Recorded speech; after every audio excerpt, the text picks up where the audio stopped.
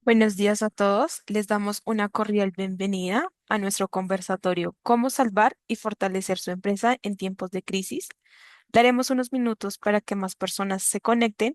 Iniciaremos a las 9:05. Agradecemos su participación y puntualidad.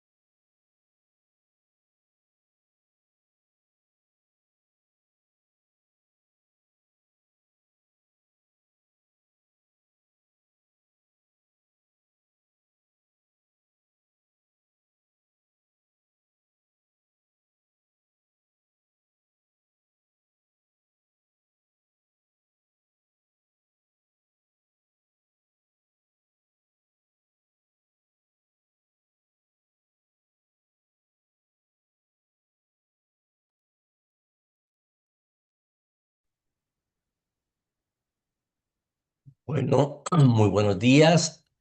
Somos Suárez Consultoría. Queríamos agradecerles mucho su inscripción y participación en nuestro conversatorio virtual Cómo salvar empresas.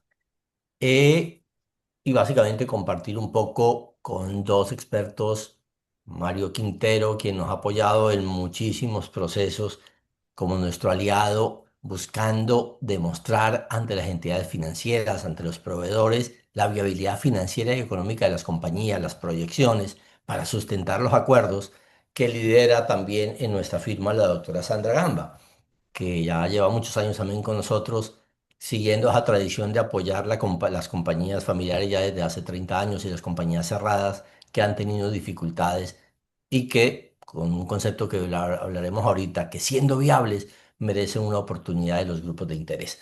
Entonces hemos escogido las preguntas usuales, les agradecemos a las personas que se inscribieron y por supuesto, como nos manifestaban algunos, que no iban a participar y les enviaremos por supuesto su grabación. Entonces, bueno, siendo así, agradeciéndoles Mario, Sandra, por la participación, empecemos un poco a entender lo que es el concepto de la crisis para nosotros. Y empecemos con la primera pregunta, y es un poco qué es lo que se entiende realmente por una crisis empresarial.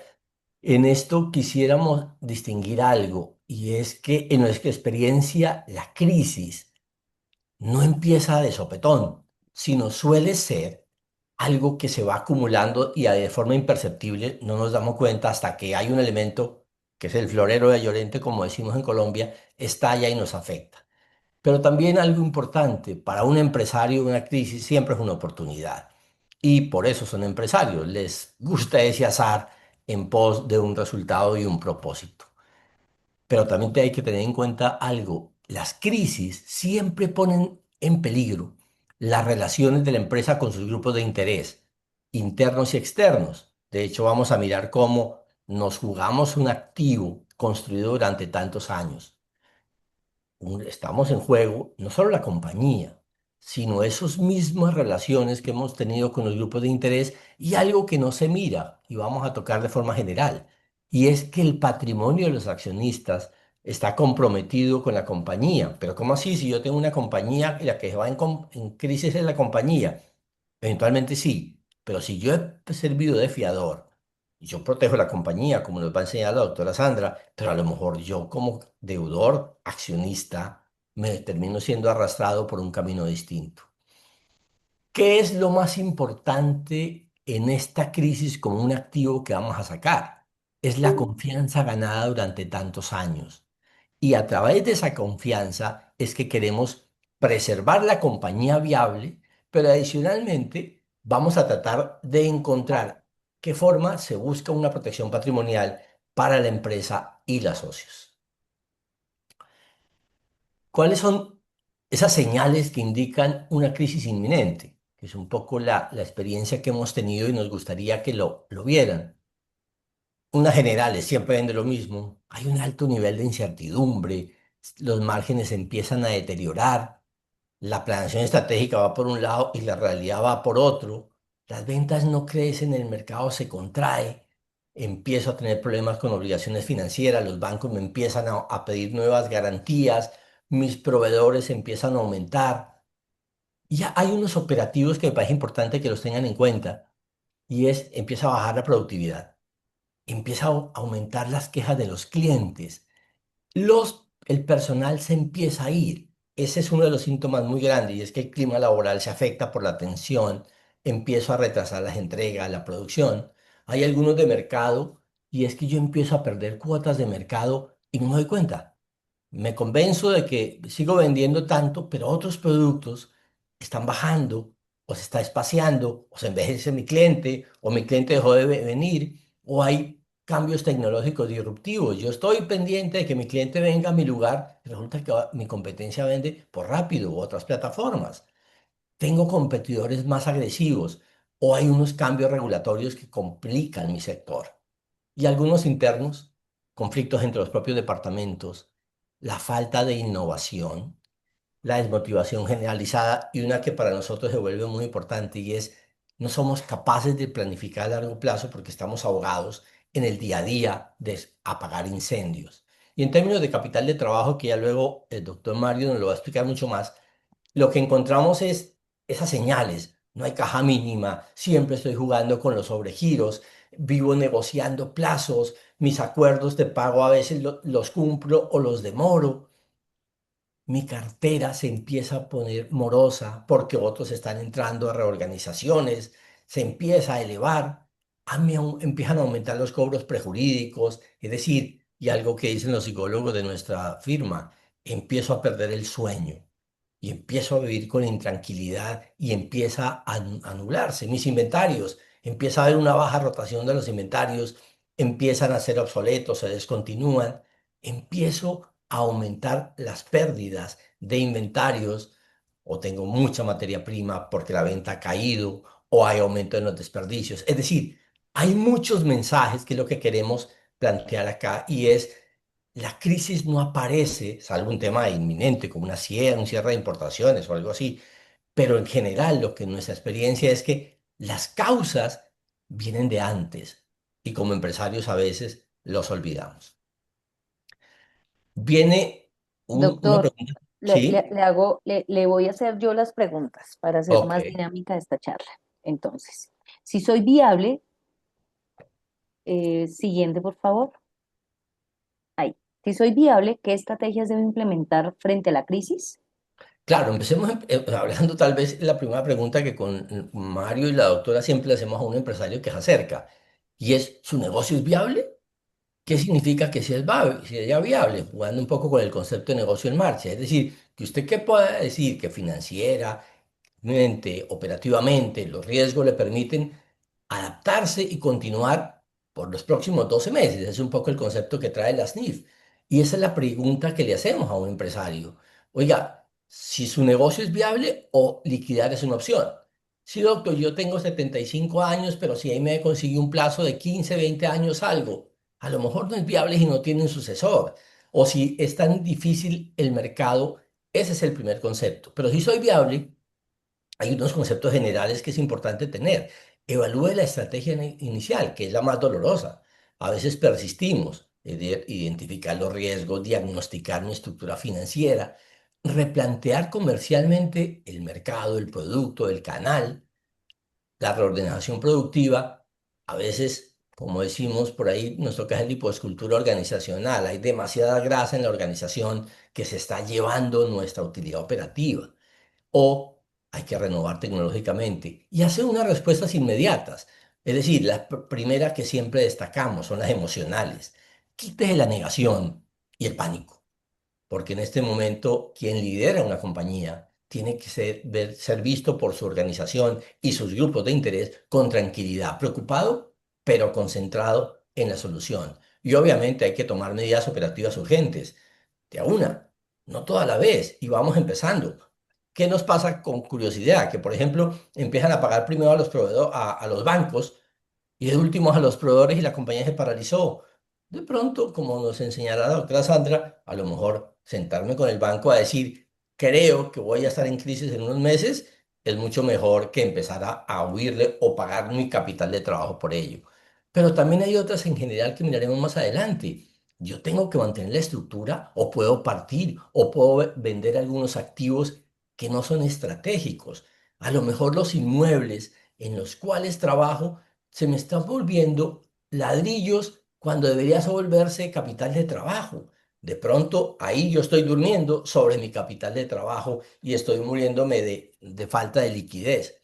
Pero de pronto un modelo en el cambio de negocio, las estructuras de salario. Es decir, la última que es importante es una reestructuración integral del negocio, revisar cuál es la visión, ese propósito, cuál es mi negocio principal, refinar si las ventajas competitivas que yo tenía cuando hice el DOFA siguen siendo válidas o hay amenazas u oportunidades que no estoy viendo y establecer metas a largo plazo y un nuevo plan estratégico. ¿Qué quiere decir? Que con todo esto yo soy capaz de decirle a los grupos de interés, estoy en crisis, sí, estoy adaptando, quiero hacer y soy viable. Y aquí viene una pregunta para Mario precisamente, y es, cuando yo tengo estas preguntas, vienen, ¿cómo manejo eso frente a esos grupos de interés?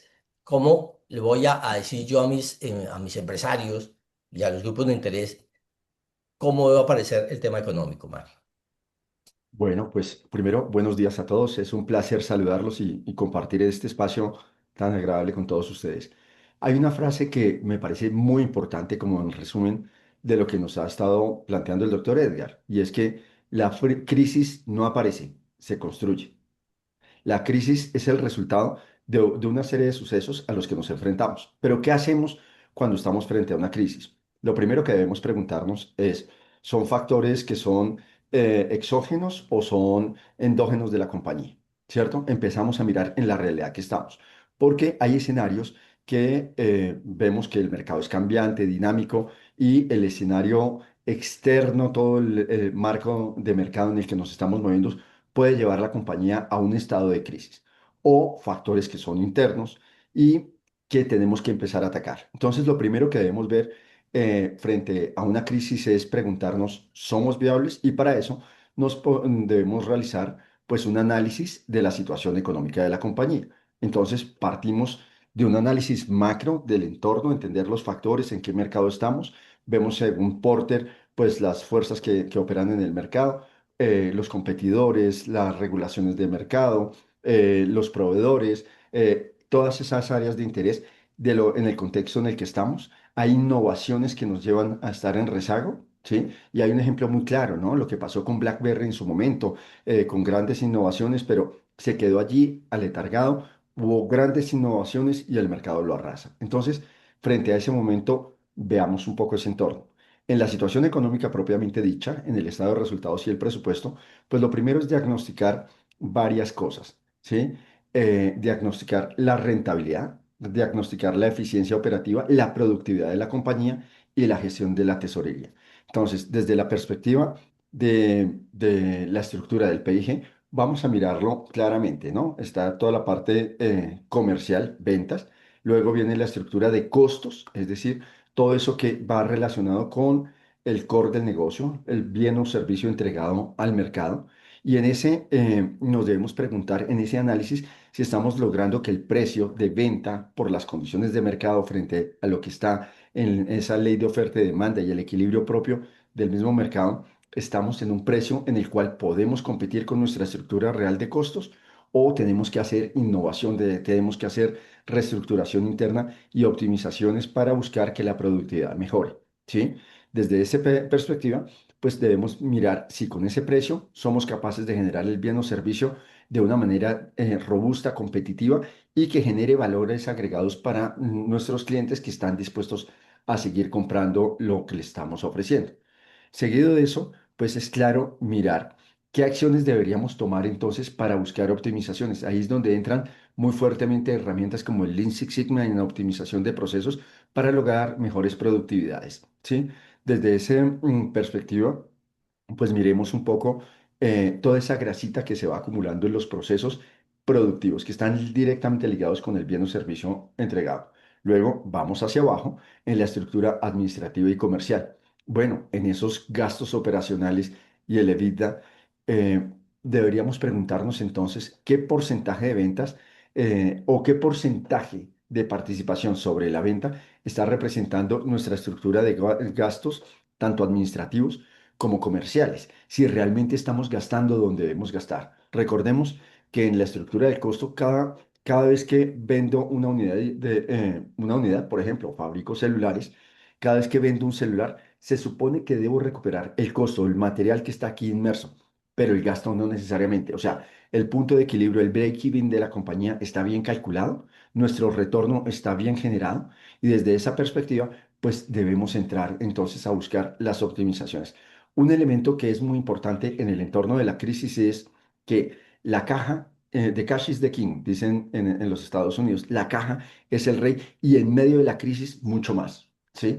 Hay que prever los momentos y entonces cómo salvaguardar rentabilidades y la tesorería para buscar los momentos de liquidez. Porque cuando entramos en crisis, recordemos que se van estrechando los círculos y de pronto acceder a líneas de financiación no es tan fácil, no es tan rápido.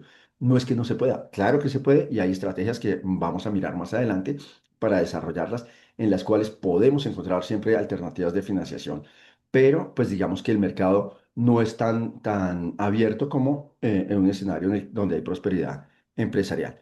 En ese sentido, veamos un indicador que es muy importante para la productividad y es el tema del EBITDA, que no es otra cosa que los ingresos, ingresos operacionales antes de depreciaciones, amortizaciones y restándole la carga tributaria. En ese sentido, vemos que es un acercamiento de la utilidad operativa a la tesorería. Es una utilidad un poco más pura.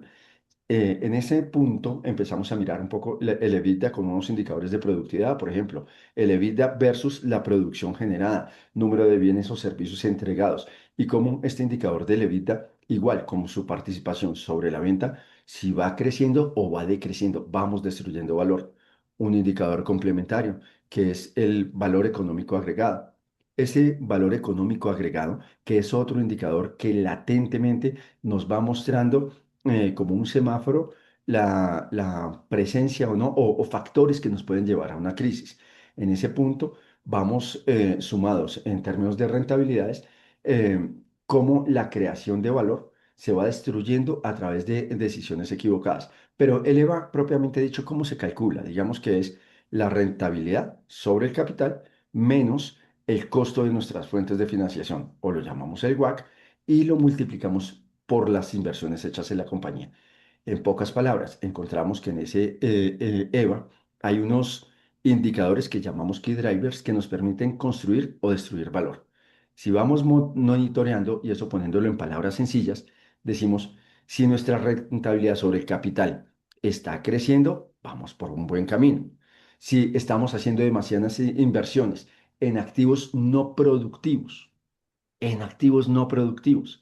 pues vamos atrapando capital de trabajo o distrayéndolo de lo que es la función propia de la compañía.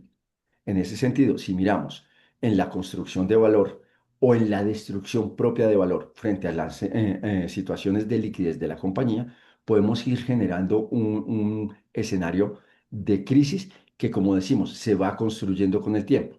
Por lo tanto, es muy importante ir cuidando que lo que estamos marginando en la estructura de costo, ¿cierto? Es decir, la utilidad bruta vaya teniendo una tendencia relativamente creciente o estable, por cuando menos. En la rentabilidad operacional y ese EBITDA sobre las ventas, que también vayamos construyendo, que vayamos generando. Más adelante miraremos un indicador que en términos de cobertura frente al endeudamiento es lo que llaman los bancos precisamente ese indicador de cobertura. Ese EBITDA, ¿cuántas veces nos cubre el servicio de la deuda? ¿Cuántas veces nos está cubriendo la tasa de interés? Si vamos perdiendo esos indicadores de cobertura, créanlo que en términos de los bancos van empezando a mirarnos con mayor recelo, con mayor cuidado, y en ese punto, pues vamos perdiendo opciones de financiación. Ahora, en términos finales, la utilidad neta versus el presupuesto, versus lo que vamos y versus el sector, porque probablemente se nos va quedando atrapado el dinero. Un análisis que me gusta mucho cuando lo miramos el PIG, generamos por cada peso generado en ventas, en dónde se va quedando el recurso y hasta la final, dónde llegamos a la utilidad neta. Y en ese punto, sí se va atrapando en actividades que son productivas, es decir, nos ayudan a generar nuevas ventas, nuevos clientes, mayores rentabilidades, o se van perdiendo y distrayendo de la función propia del core del negocio y nos van ayudando a construir esa crisis. Por lo tanto, vamos a ir cuidando cada una de las etapas.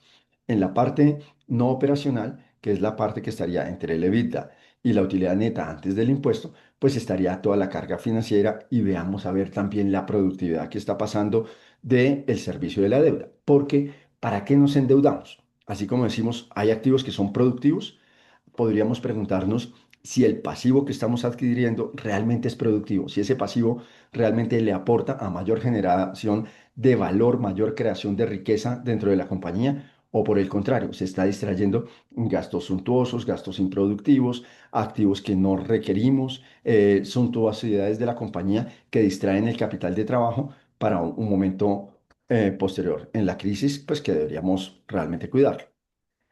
Seguido de eso, nos podemos preguntar entonces en el flujo de caja. Ya dimos el primer enfoque desde las rentabilidades, desde el PIG, ¿sí? Y como se dan cuenta, eso es un proceso que, como todo proceso, va fluyendo a lo largo del tiempo y se va construyendo o bien la prosperidad o la destrucción de valor y la generación de la crisis.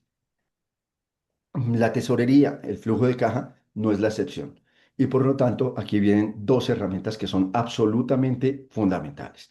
Lo primero es el flujo de caja real y el flujo de caja proyectado. Podemos decir que en toda compañía normalmente siempre encontramos tres flujos de caja.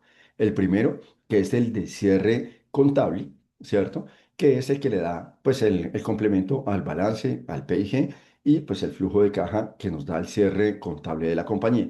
Posteriormente tenemos el que en mi criterio es muy importante, fundamental, sobre todo en momentos de crisis, que es el flujo de caja real o el flujo de caja de la tesorería. Las diferencias que encontramos entre los diferentes flujos de caja van muy ligadas a las causaciones, ¿sí? Y pues tenemos que mirar que desde la tesorería vamos a poder administrar de una manera muy eficiente la estructura de ingresos y eso ligado pues a los retornos de la cartera, en qué periodos estamos pagando, en qué periodos estamos cobrando, en qué periodos pues digamos estamos cubriendo todas nuestras acreencias con terceros.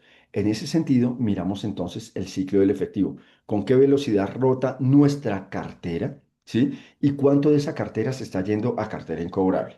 ¿Sí? Ahí hay un elemento a mirar, la relación que tenemos interna y comercialmente y operacionalmente con nuestros clientes y si es un entorno de crisis, cómo nos hemos fortalecido para crear valor y garantizar esa fidelidad. ¿Sí?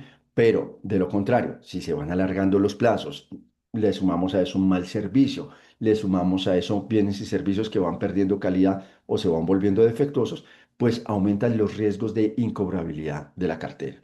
¿Sí? Si a eso nos vamos a sumarle un elemento adicional, que son nuestros proveedores, y en esa relación con los proveedores, ¿sí? Se van incrementando nuestras estructuras de costos y gastos porque los tratamos mal, porque la relación no es productiva, porque les incumplimos las promesas de valor de los periodos de pago en lo que nos hemos comprometido. Poco a poco se van representando eso o en menores suministros o mayores incrementos de precio y eso pues tiene una relación directa con nuestra estructura de costos, rentabilidades y por lo tanto ahondar la crisis. Por lo tanto, es muy importante, como lo mencionábamos, el buen relacionamiento con ese grupos de interés y pues cuidar sanamente la relación. Siempre deberíamos estar pagando un poquito más tarde que lo que cobramos. Eso nos genera un flujo de caja, o en el ciclo del efectivo, un flujo de caja relativamente positivo.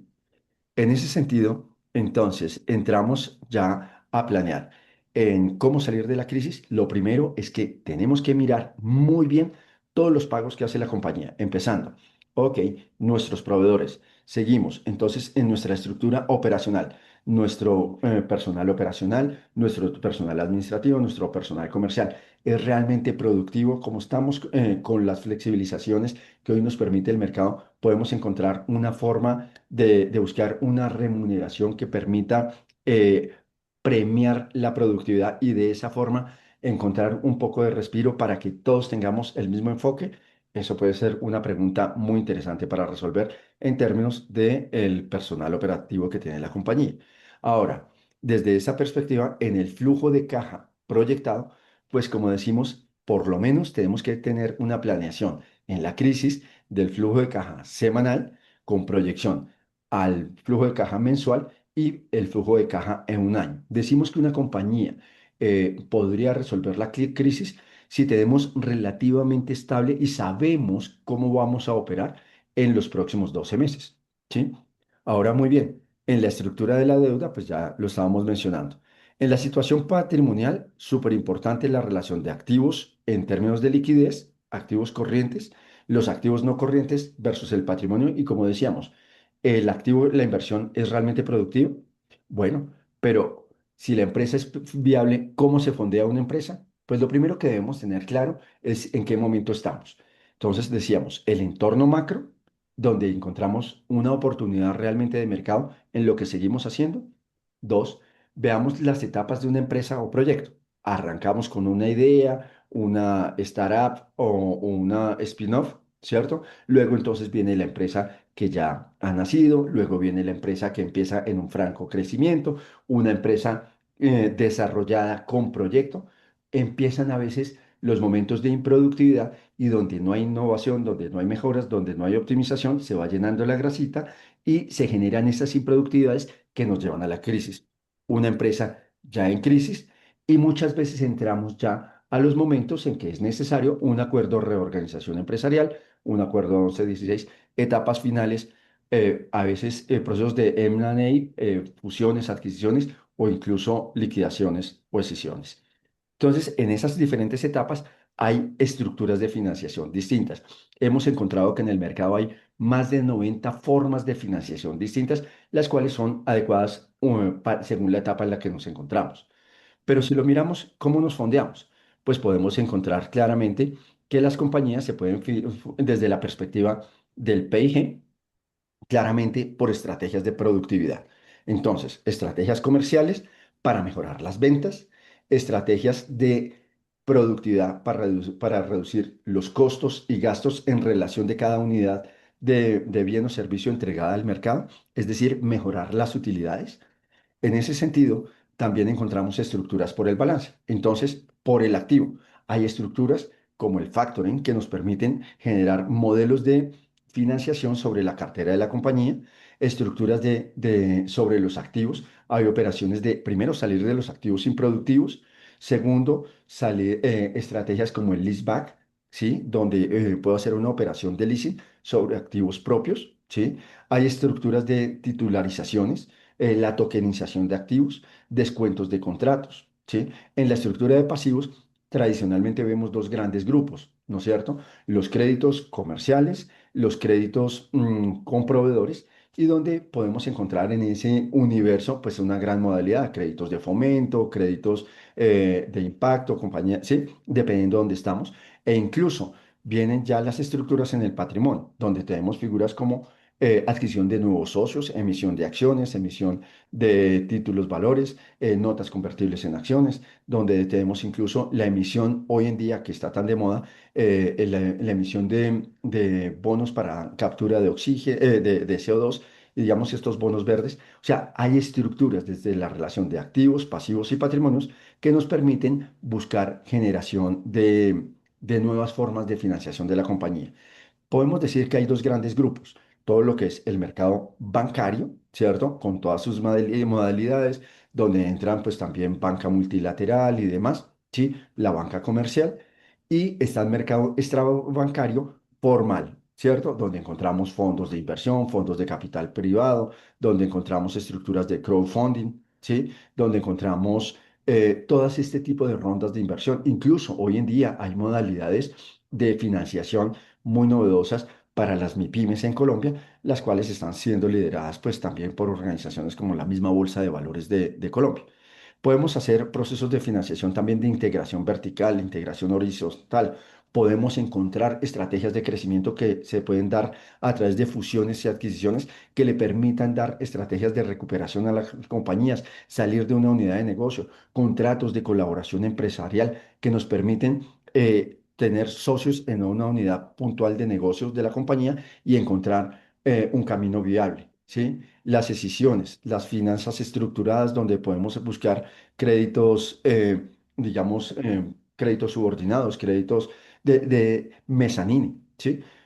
En ese sentido, pues digamos que la banca de inversión es un camino relevante y que no está tan distante de las MIPIMES en Colombia. En ese camino, pues digamos que a través del trabajo que desarrollamos en Suárez Consultoría, pues encontramos un camino que es realmente viable para poder hacer el acompañamiento y encontrar siempre una alternativa de financiación, una alternativa para en conjunto salir de la crisis. Bueno, estrategias financieras para salir de la crisis. Pues lo primero es el refuerzo económico, enfocarnos en la rentabilidad, ¿sí? Hay reingeniería de costos y de gastos. Hay que repensar muy bien en qué se va cada recurso que estamos invirtiendo dentro de la compañía y si realmente eso nos está aportando a construir mayores ventas, mayores rentabilidades, ¿sí?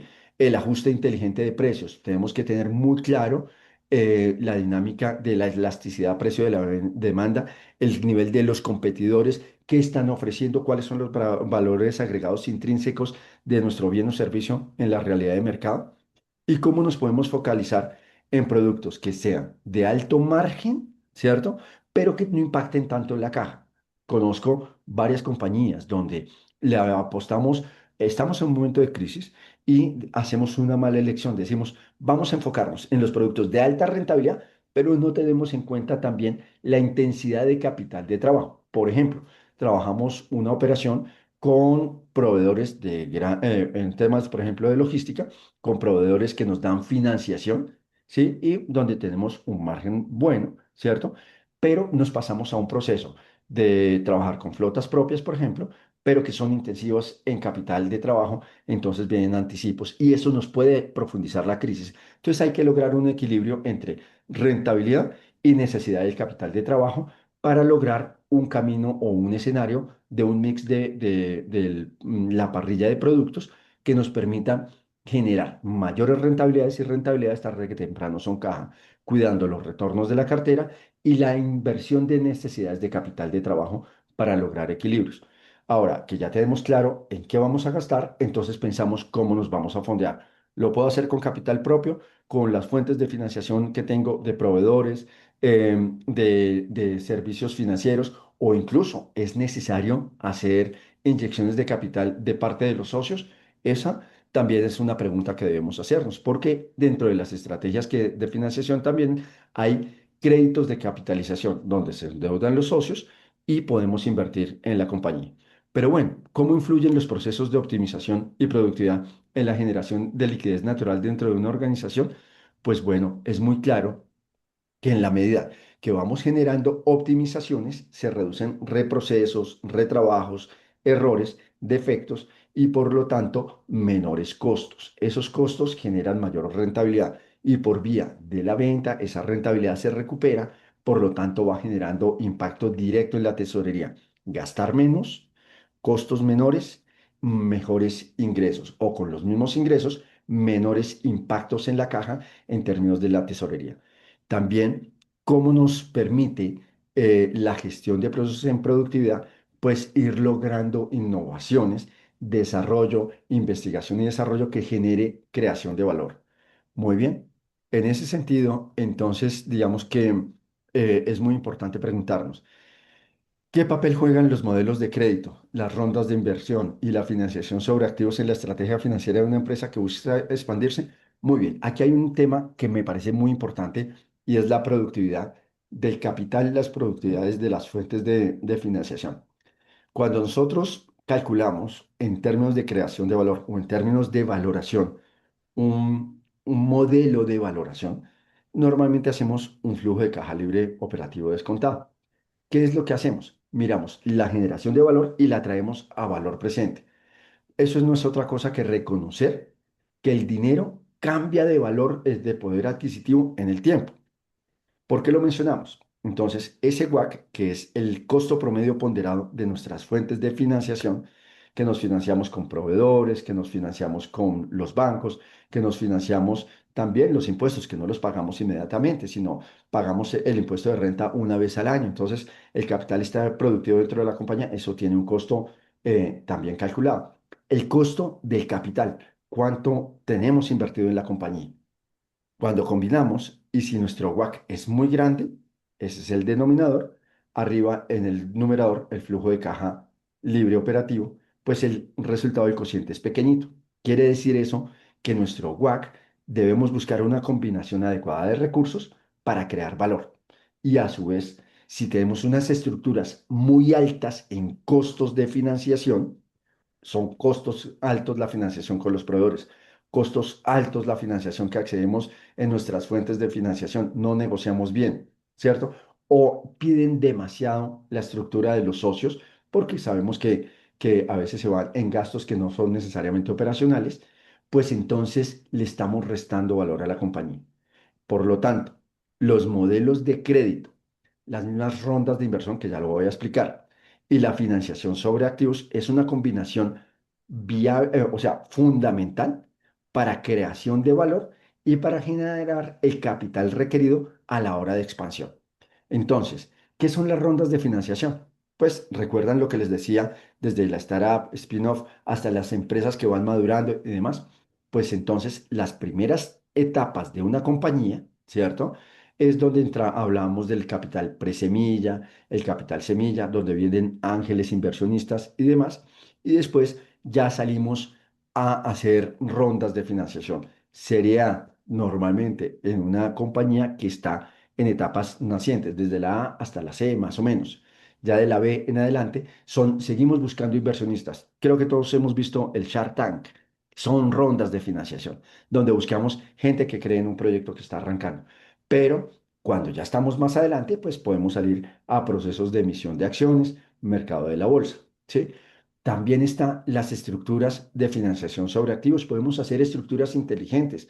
Tenemos máquinas que a veces están arrumadas, máquinas que están allí y que ya no son productivas, pero engrosan nuestro activo. Probablemente sobre esas máquinas hay alguien que puede estar interesado. Entonces, buscar activos que no son productivos y sacarlos de la compañía. O incluso activos productivos, las mismas bodegas, la misma maquinaria industrial. Puedo hacer estrategias de leaseback, como les decía. Puedo hacer financiación sobre inventarios, ¿sí? Prendas sin tenencia sobre inventarios. Eso nos va a generar estrategias de financiación que de manera que podemos buscar momentos de liquidez importantes para salir de la crisis. Muy bien. Digamos que continuamos entonces. ¿Por qué los proyectos y empresas requieren diferentes fuentes de fondeo según una etapa de evolución? ¿Y cómo se relaciona esto con la selección de inversionistas o aliados estratégicos? Es muy interesante porque a veces utilizamos la figura de financiación que no es adecuada. Y voy a irme casos extremos. Cuando estamos en un momento a veces de crisis, un momento difícil, a veces incurrimos en acercarnos a un mercado extrabancario que es cero deseable, nunca es recomendable, un mercado gota a gota, un mercado, ¿sí? Y eso para poner un caso extremo, es buscar una estrategia que no es adecuada para la compañía. O a veces buscamos una estrategia de financiación donde se comprometen claramente los capitales operativos o un modelo que nos impacta negativamente la caja. ¿A qué me refiero? Podemos buscar, por ejemplo, financiaciones y nos impone, no negociamos bien con la banca, con un fondo de inversión, con un inversionista que llega y nos pone unas restricciones con covenants o compromisos a cumplir, como por ejemplo, sí, te presto a 36 meses, pero cada 6 12 meses me tienes que hacer un aporte de capital de trabajo que lo que reduce es la liquidez de la compañía, perdón, no, un aporte a disminuir el capital de ese monto financiado, que puede llegar a reducir el crédito real, pasarme de una financiación de 5 años a una financiación en términos reales de 36 y que está estrechando realmente es la tesorería o que no va acorde con el ciclo de la compañía. Hay compañías que son típicas que el segundo semestre es mucho mejor que el primero y que tienen una intensidad, por ejemplo, en la época decembrina. Si buscamos una financiación que no es acorde con los momentos de liquidez y que compromete mis compromisos a la hora de pagar y que le resta el capital para la operación, pues no es la financiación más adecuada de acuerdo a lo que se requiere. Muy bien, con eso pues damos como cobertura en términos generales a que en resumen podemos decir, hay que mirar muy bien en qué etapa estamos, cuáles son los factores de crisis, resumir con mejorar la operación, reducir costos y gastos, mejorar las estructuras de financiación acorde a las necesidades que tenemos. Y con eso, pues en el equipo de Suárez Consultoría estamos preparados para servirles de la mejor manera posible. Muchas gracias a todos. Ok, Mario, entonces vamos a hablar rápidamente la siguiente pregunta sobre cómo se construye esa estrategia de forma general, porque quiero que ya la doctora Sandra nos remate la parte más importante al final, es cómo amarro el negocio viable, el negocio financiero, con que los grupos de interés nos apoyen. Entonces, ¿qué me interesa que tengamos en cuenta? Unas claves. Yo en un para construir confianza tengo que mostrarle a mi grupo de interés, primero que hay orden, claridad y tengo una ruta real. No como es que si mercado ya no fuera como Costa Rica, sino como México salgo. Eso no es real. Voy a un negocio donde voy a demostrar a mis grupos de interés que tengo claridad sobre el negocio, sobre las causas de la crisis y cómo lo voy a reorientar. Pero también tengo claridad en cómo lo voy a financiar, cómo voy a tener mi liquidez y que hay un plan estratégico financiero viable, sostenible, pero también que tengo un equipo humano que me va a respaldar en ese proyecto. Hice cambios, vinculé, reestructuré, tercericé. Cuarto, que yo tengo medidos los riesgos del modelo que estoy proponiendo, de tal forma que no se imaginen que estoy jugando con sueños, sino que lo he estructurado. Y quinto, por favor, este acuerdo, como nos muestra ahorita la doctora Sandra, lo que va a buscar es que los diferentes grupos de interés se proyecten y lo apoyen. Por ejemplo, si los bancos creen las proyecciones que acaba de mencionarnos Mario, porque hablan el mismo lenguaje, el mejor acreedor con quien debo convencer primero es a los bancos, porque ellos, después de entender todo lo que nos acaba de decir el doctor Mario, van a decir, aprobamos, apoyamos a esta compañía porque nos parece viable y los demás se van aliando. Otro tema final es un poco de comunicación en crisis, Sandra, porque es que encontramos mucha dificultad, si quieres avanza, encontramos mucha dificultad en, en lo que se dice. Dos mensajes. A mí me están viendo en la serenidad que proyecto en una crisis.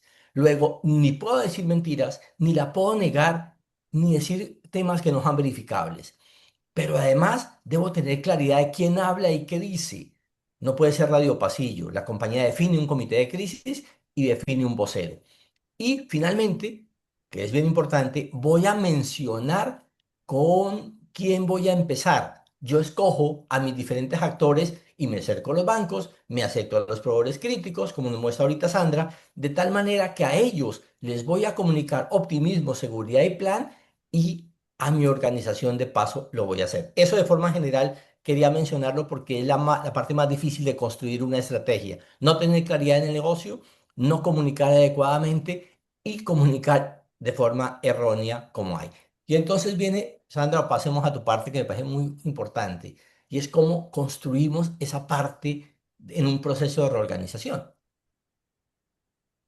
Claro que sí. Muchas gracias, buenos días. Y bueno, yo comenzaría básicamente respondiendo qué es el proceso de reorganización, porque muchas veces no conocemos realmente cómo es este proceso, simplemente pensamos que una compañía se va a reorganización y a veces escuchamos en el mercado, no, esa compañía se está liquidando, ¿sí? Lo cual realmente no es cierto, ¿no?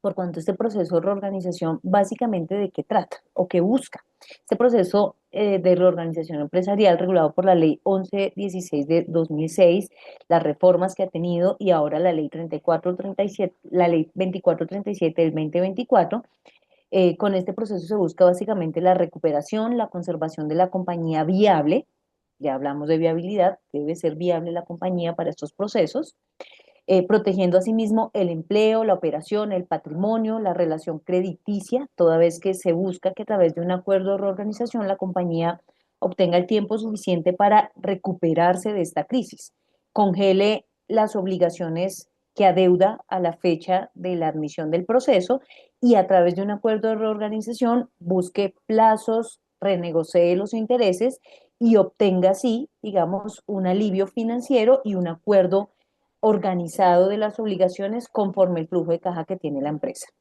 Siguiente, por favor.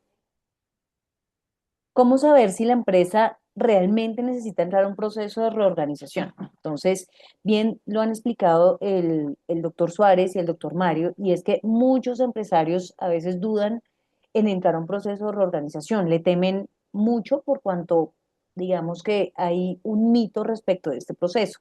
Entonces, esta pregunta yo siempre se la hago a las compañías basado más que todo digamos, en preguntas internas que se debe hacer la empresa. Como bien lo dijo Mario, yo tengo que preguntarme si mi problema es interno o externo, ¿sí? Si tengo un problema de liquidez, sobreendeudamiento, incumplimiento en los pagos o si ya estoy embargado o si voy a incumplir, ¿sí? Todas estas, digamos, son algunas de los ítems que yo debo analizar, pero no son los únicos factores, ya que es necesario realmente, como bien lo hemos dicho, revisar que la empresa también sea viable, porque a veces nos han llegado casos en que tenemos compañías que están embargadas y creen que dando este proceso ya van a salvar la empresa, van a salvar todos los recursos y el patrimonio que se ha invertido en esta empresa. Sin embargo, entramos a revisar y la empresa no es viable. Sus ventas ni siquiera alcanzan para cubrir las nóminas o el sostenimiento de la compañía, por lo que es necesario y es fundamental analizar la viabilidad, si realizar un análisis objetivo de si la compañía es financiera, operativa y legalmente viable, ¿sí? Para lo cual es importante en este escenario, pues mirar si cumplimos básicamente la hipótesis de negocio en marcha. Y es esta hipótesis la que básicamente nos va a decir si durante los próximos 12 meses soy capaz de sostenerme, si realmente con un acuerdo de reorganización puedo salvar la empresa y pagar todos los pasivos y salir de este proceso. Porque si no, tal vez la vía no es un proceso de reorganización, sino un proceso de liquidación, en caso de que no tenga una respuesta favorable a la pregunta o al sostenimiento dentro de los próximos 12 meses. Siguiente. ¿Por qué es importante realizar una evaluación financiera exhaustiva antes de iniciar el proceso de reorganización? Esto es supremamente fundamental. ¿Por qué? Porque al analizar si financieramente soy viable, voy a tener una visión clara y honesta de la situación de la compañía y de si voy a tener la liquidez disponible para proyectar un flujo de caja realista dentro de un proceso que permita dar confianza a mis acreedores y que me permita cumplir un acuerdo de reorganización. Por eso es fundamental hacer una evaluación financiera antes de entrar a estos procesos. Como bien lo dije, no solo es estar embargado, no solo es tener moras en las obligaciones, sino también es absolutamente fundamental ser claro y honesto con la situación financiera de la compañía y mirar si realmente con el tiempo que me da este proceso voy a tener la caja para sobrevivir como empresa, para pagar las obligaciones que van a dar este proceso de reorganización. Siguiente. ¿Qué alternativas puedo considerar antes de iniciar un proceso de reorganización? Entonces, tal vez de esto también tocó un punto Mario y es básicamente mirar si soy capaz de negociar las deudas de forma privada con mis acreedores, mirar si con los activos de pronto que no son necesarios puedo salir al mercado a venderlos, mirar si puedo hacer leasing, leaseback o cualquier otra figura, digamos, financiera antes de entrar a estos procesos, ¿sí? La banca de alguna forma nos va a decir también si somos viables. ¿Por qué? Porque al acceder a créditos, cuando presente estados financieros, pues ellos también van a verificar mi viabilidad en estados financieros y de alguna forma en CIFIN, en todas estas centrales de riesgo para mirar qué tan cumplido soy yo en mis obligaciones. Si veo que no tengo la alternativa de acceder a estos créditos, tal vez lo que sigue es analizar financieramente la viabilidad de la compañía y optar eventualmente por un proceso de reorganización. Siguiente, por favor. ¿Qué papel juegan los acreedores en el proceso de reorganización empresarial? Entonces, digamos, para este proceso es absolutamente viable que yo lleve a los acreedores acompañando el proceso. ¿Por qué? Porque son los actores claves de este proceso. No sé si han escuchado, pero el proceso de reorganización se logra cuando yo presento un acuerdo de reorganización y los acreedores lo votan a favor. Pueden haber algunos acreedores disidentes, es decir, que no les interese acompañar este acuerdo, pero normalmente los acreedores son factores claves para salvar la compañía. ¿Por qué? Porque ellos son los que van a votar en un acuerdo, en una votación del 50+1, es decir, no necesito que todos los acreedores estén de acuerdo con el plan de negocios que voy a presentar, sino necesito que el 50+1 de mis acreedores estén de acuerdo con el plan de pagos, vean viabilidad del negocio y me acompañen en confirmar un acuerdo de reorganización. Por ende, es fundamental que antes y durante el proceso yo haga unos acuerdos con mis acreedores, les muestre la viabilidad del negocio, tenga con ellos una comunicación honesta, un plan sólido para poder convertir estos acreedores en aliados. Entonces, la pregunta básicamente se responde es diciendo los acreedores son actores claves para este proceso. Siguiente, por favor. ¿Por qué es esencial mantener la lealtad de los clientes durante una reorganización? Digamos que la respuesta tal vez ustedes la tengan, simplemente la voy a reforzar, diciendo que los clientes son la base del negocio. Sin clientes no hay negocio. Por ende, una reorganización puede generar incertidumbre tanto para el empresario que entró a reorganización como para el cliente. Por eso es necesario tener una estrategia de comunicación transparente y confianza para asegurar la permanencia de este cliente. Para ello, pues, es básicamente fundamental contar con aliados o asesores que manejen, conozcan, tengan la experiencia en estos procesos para efectos de que nos puedan ayudar a tener la comunicación estratégica y transparente que debemos tener con el cliente para que él confíe en la empresa que está en la organización y continúe su operación. Ahora bien, es absolutamente necesario informarles a ustedes que no porque yo entre a un proceso de reorganización los clientes se van. No, no, en nuestra experiencia realmente no se van, ¿sí? Y no se van es precisamente porque les damos o hacemos una comunicación transparente y confianza con ellos para efectos de asegurar su permanencia en el negocio. Siguiente, por favor. Siguiente, por favor. Eso. ¿Qué aspectos legales deben considerarse al iniciar una reorganización empresarial? Entonces, como bien lo dijimos, digamos, la viabilidad, eso es un aspecto supremamente fundamental. Para entrar a estos procesos puedo entrar, digamos, por dos causales o porque estoy en cesación de pagos, ¿sí? Es decir, que le debo a dos o más acreedores por más de 90 días, les adeudo y no les he podido pagar, o porque tengo procesos ejecutivos, o porque sé que voy a incumplir. Es decir, hoy estoy cumpliendo, pero evidencio, de acuerdo a mis ventas, que voy a incumplir. Entonces, antes de incumplir, puedo acceder a estos procesos, ¿sí? Es necesario claramente pues tener y contar con un asesor legal experto para poder cumplir con todos los requisitos normativos, con los plazos y las obligaciones regulatorias.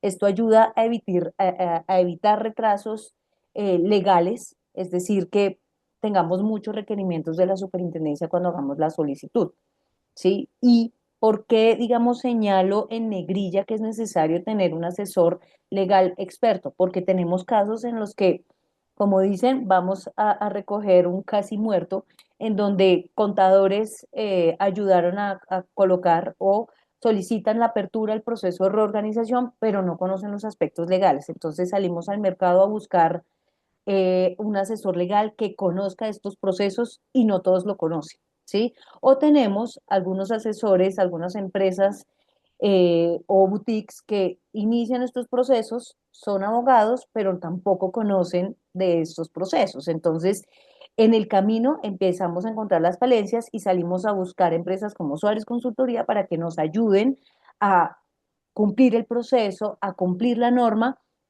y a que se tengan los contactos con entidades financieras y con algunas entidades públicas para lograr realmente tener un acuerdo de reorganización. Entonces, la idea es que tengamos mucho cuidado y siempre para iniciar estos procesos tenemos que asesorarnos bien. Siguiente, por favor.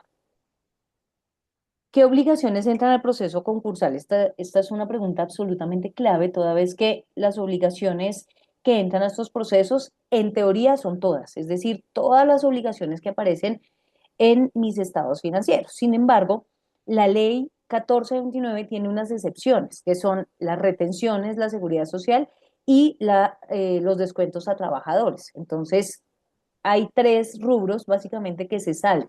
Y es que puedo entrar al proceso debiendo retenciones, debiendo seguridad social y debiendo descuentos a trabajadores, sí, pero cuando vaya a suscribir acuerdo de reorganización, dependiendo del trámite de reorganización en el que me encuentro, tengo que estar al día en estos tres rubros, al día o con acuerdo de pago, valga la aclaración. Siguiente, por favor. ¿Qué elementos debe incluir un plan de viabilidad para ser efectivo? Un plan de viabilidad debe incluir proyecciones financieras realistas, no montar proyecciones simplemente para mirar que me voten un acuerdo porque claramente voy a incumplirlo y voy a estar en una liquidación. Entonces, tengo que tener proyecciones financieras realistas, estrategias operacionales alcanzables, es decir, aquellas que tengo que fortalecer para salir de la crisis y que sé que puedo cumplir. E igualmente establecer indicadores de seguimientos. Nosotros siempre sugerimos eso toda vez que es necesario ir monitoreando cómo va la operación, cómo van las ventas. Esto nos ayuda a salir de la crisis y es absolutamente necesario para la viabilidad de un plan efectivo dentro del proceso de reorganización. Siguiente, por favor. ¿Cómo puede el apoyo familiar y de socios influir en el proceso de reorganización? Estos actores también son muy trascendentes en estos procesos, toda vez que son actores que si no están alineados dentro del proceso, esto nos puede generar una desconexión en la misma compañía, una desconexión que nos puede llevar a una posible liquidación. Entonces, es necesario, antes de iniciar estos procesos, que tanto la familia como los socios estén alineados, tengan las mismas estrategias, la misma comunicación para efectos de que de forma clara y precisa podamos salir todos triunfantes de este proceso, ¿sí? Por cuanto si yo entro a este proceso y estoy peleado con mis socios, ya estoy entrando mal, porque estamos desalineados, vamos seguramente a tener diferentes perspectivas, algunos se van a ir y yo voy a seguir con el barco que se está hundiendo y eso me va a generar estrés, me va a generar problemas en mi casa, por ende es necesario que tanto la familia como los socios estén alineados en lo que implica estar en este proceso. Siguiente. ¿Por qué es importante contar con un equipo de negociación profesional durante la reorganización? Tal vez indirectamente ya respondí esta pregunta y es que básicamente un profesional experto en estos temas lo que les va a aportar a ustedes es experiencia, conocimiento, contactos para ayudar a sacar un acuerdo de reorganización adelante, ¿sí? Aparte de eso, porque pues con la experiencia, digamos, esto ayuda a que se tengan estrategias efectivas, asignación de roles claros y también se pueda obtener por parte de este profesional ayuda en la reorganización interna que requiere la compañía para poder acceder a estos procesos.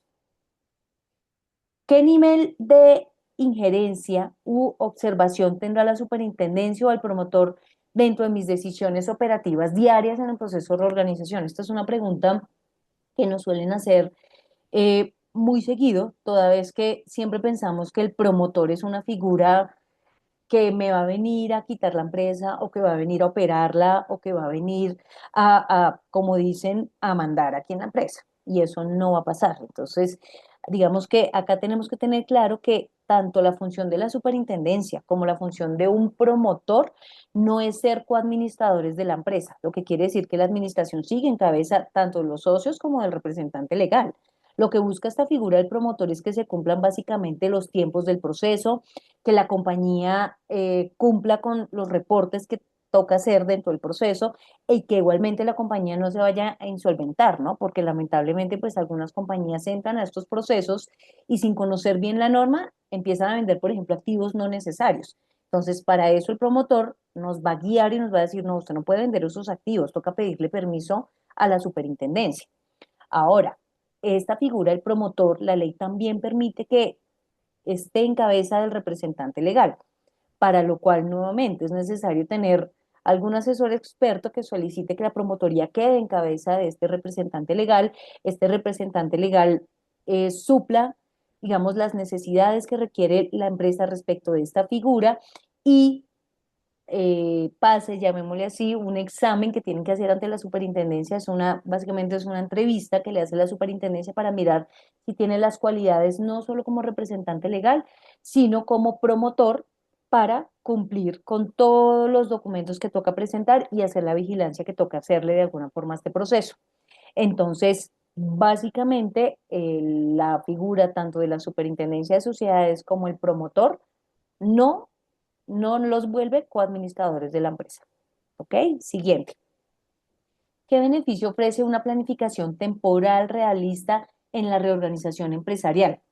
Una planificación temporal realista lo que permite es definir hitos claves, plazos de negociación, objetivos claros, asegurar que la reorganización cumpla el objetivo, ¿sí? Y controlar básicamente que durante el proceso podamos cumplir con todos los hitos que implica estar dentro de este proceso de reorganización, podamos presentar un acuerdo debidamente votado con el 50+1, que es lo que nos exige la norma. Siguiente. ¿Cuánto tiempo dura el proceso de reorganización y cuánto cuesta? Entonces, aquí la respuesta va a ser la típica de abogado y es depende. ¿Depende de qué? De qué tipo de proceso es en el que yo debo estar o al cual me debo someter. ¿Por qué? Porque en este proceso de reorganización, después de la pandemia, nació el decreto 560, que hoy en día está regulado por la ley 2437.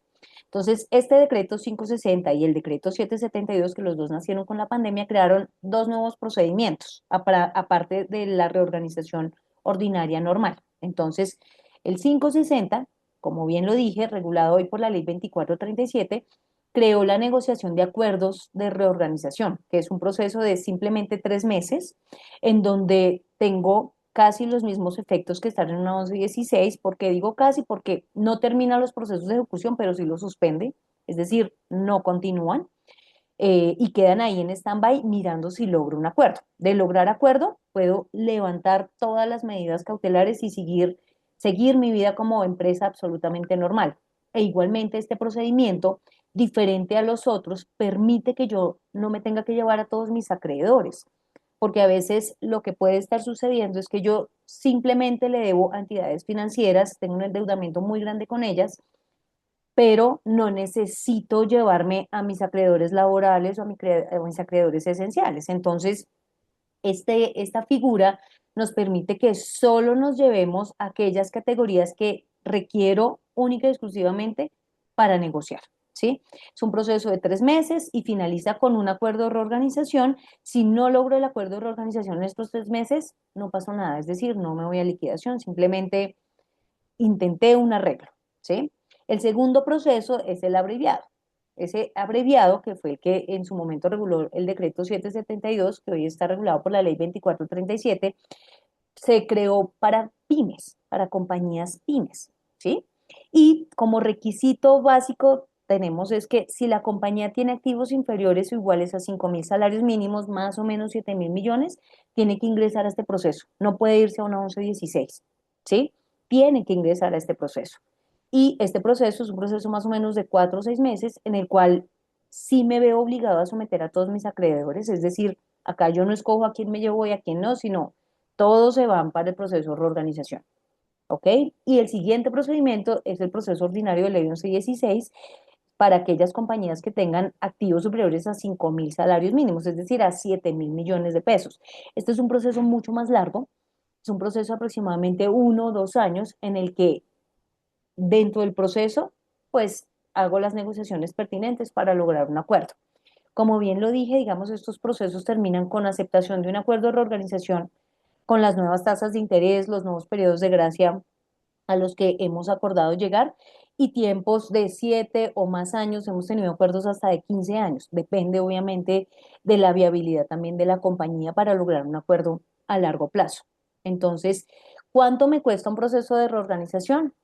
Como bien les dije, depende. Depende si me voy al proceso de negociación de acuerdo al cual puedo acceder, cualquier compañía puede acceder. Si me voy al proceso abreviado, al cual, repito, solo acceden compañías con activos inferiores o iguales a 5.000, o si me voy a un proceso de reorganización, el cual por su duración, pues al ser de 1 o 2 años, pues tiende a ser un poco más costoso. Siguiente, por favor. ¿Qué impacto tendrá la reorganización en la reputación de la empresa? Entonces, una de las cosas por las cuales a las compañías les da favor entrar a estos procesos es porque piensan, se va a dañar mi reputación, ¿sí?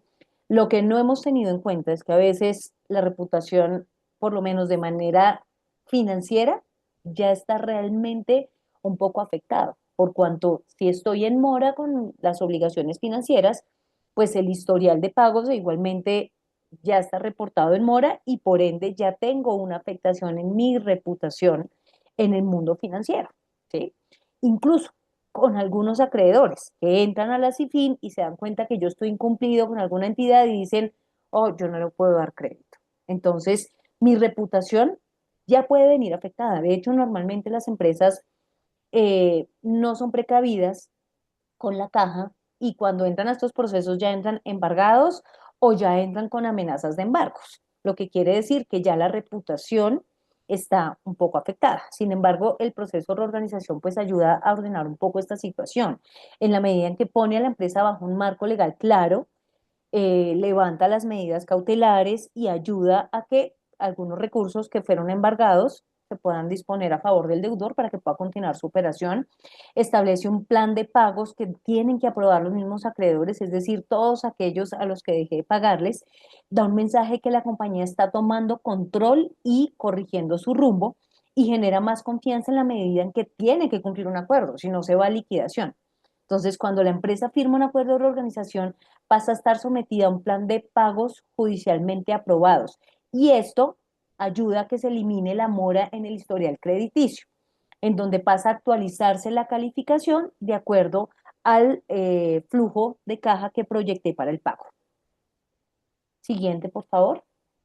¿Qué efectos y ventajas tengo de presentarme al proceso de reorganización? Entonces, indirectamente ya hemos hablado de estos efectos y es básicamente que el proceso lo que me dice después de que yo soy admitido es, usted no puede pagar estas obligaciones que están aquí dentro del proceso.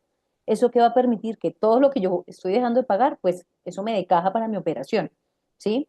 Me blinde de procesos de embargo, toda vez que al ser admitido estos procesos de reorganización, se elevan, los procesos ejecutivos se van a sometimiento del juez del concurso y las medidas cautelares de embargo son levantadas. No pueden iniciarse ni continuarse procesos de ejecución, ni coactivos ni de restitución. Lo que quiere decir que si, por ejemplo, tengo un leasing que está en mora y que ya me iniciaron el proceso de restitución, con el auto de admisión termina este proceso. El tiempo para que la compañía, este proceso da tiempo para que la compañía se reinvente, se reorganice, mire financiera y operativamente cómo van a ser las estrategias para salir de la crisis. ¿Sí? E igualmente, y una de las preguntas que más nos hacen es, venga, ¿y qué pasa con los contratos? ¿Me pueden los clientes terminar los contratos porque entré a reorganización? Y básicamente la respuesta es no, la ley de alguna forma protege a las compañías. Entonces, la ley lo que dice es que no me pueden terminar el contrato por estar yo en un proceso de reorganización. Lo que quiere decir que si algún cliente que de pronto no se le informó de manera adecuada que íbamos a ingresar a este proceso, eventualmente puede tomar la decisión de terminarme el contrato, para lo cual es necesario de una manera también muy cordial, muy ejecutiva, indicar por qué no se podría terminar este contrato de manera unilateral por estar yo en reorganización, so pena que puedan indemnizar. Tener algunos beneficios fiscales con la confirmación del acuerdo, toda vez que uno, pues cuando soy embargado por obligaciones fiscales que están dentro del proceso de reorganización, estos procesos coactivos terminan o se van para el juez de la insolvencia e igualmente los recursos que me embargaron deben ser objeto de devolución al deudor. Entonces, las empresas que hayan suscrito o hayan celebrado acuerdo de reorganización debidamente aprobado por la superintendencia no están sometidas a renta presuntiva por los 3 primeros años después de ser después de tener la confirmación al acuerdo y celebrado el acuerdo de reorganización tendrán derecho a solicitar la devolución de la retención en la fuente del impuesto sobre la renta. Siguiente. Podemos acceder a nuevos capital de trabajo, o sea, créditos financieros o postconcursales para financiar la operación durante la negociación. Aquí la respuesta también va a ser depende. Si bien lo más común es que yo entro estando reportados a centrales de riesgo, pues cuando estoy reportado normalmente ninguna entidad va a querer financiarme, ¿sí? Sin embargo, estando dentro del proceso, como bien digamos lo indicó Mario, hay posibilidades de que yo pueda acceder a créditos con fondos de inversión que apoyan a algunas compañías que están dentro de estos procesos. Entonces, dentro del sistema financiero se vuelve un poco complicado porque ya estoy reportado en centrales de riesgo. Sin embargo, hay opciones que podemos buscar a través de Mario o de otros expertos para efectos de lograr eh, conseguir financiación para la operación durante la negociación, con la ventaja de que estos créditos dentro del proceso de reorganización tienen prelación en su pago, es decir, tengo que pagarles primero que incluso los créditos que tengo dentro del proceso de reorganización, lo cual da un poquito de tranquilidad pues para aquella entidad que nos vaya a hacer el préstamo. Siguiente, por favor. Doctor Suárez, ¿cómo utilizo la experiencia de la reorganización para mejorar mi gobierno corporativo y mi sistema de alertas tempranas para que esto no me vuelva a suceder? Bueno, qué bueno Además, muchas gracias Mario y Sandra por la presentación que se ha hecho con la cantidad de preguntas comunes que nos formulan en los procesos de la organización. Creo que cuando decimos que el gobierno corporativo define quién toma decisiones, cómo se controla y cómo se asumen responsabilidades, ese es el primer elemento que nos van a pedir los acreedores en un proceso de esto. ¿Saben qué? Nosotros hemos mejorado el gobierno corporativo, porque difícilmente me van a apoyar en un proceso si yo voy a decir voy a continuar con la misma estructura de gobierno, con las mismas políticas, no me van a apoyar. Entonces, se vuelve un elemento esencial. Primero, ver cómo era mi gobierno corporativo. A lo mejor yo me miraba al espejo y ya tenía la junta directiva, o realmente creo una junta asesora y una junta directiva mucho mejor con un par de expertos independientes de peso que me hagan contrasentir, contrabalance. Pero además, empiezo a mejorar con indicadores como los que me está diciendo Mario en toda la organización. Es decir, creo un mapa de riesgo que me permita adelantarme a esas situaciones de crisis. De forma general, resumo aquí. Y con el agradecimiento a Mario también, queríamos agradecer a todos su participación en este conversatorio. Obviamente lo vamos a enviar a todos aquellos que se inscribieron porque era necesario recoger, porque a veces tenemos compañías muy interesantes, viables, que no saben cuánto podrían proteger sus activos, su capital, su reputación, acudiendo a este tipo de mecanismos. Sandra, Mario, muchas gracias por toda esa generosa participación y a los asistentes, muchas gracias por asistir a este conversatorio. Buen día para todos. Hasta pronto. Muchísimas gracias a todos. Feliz día.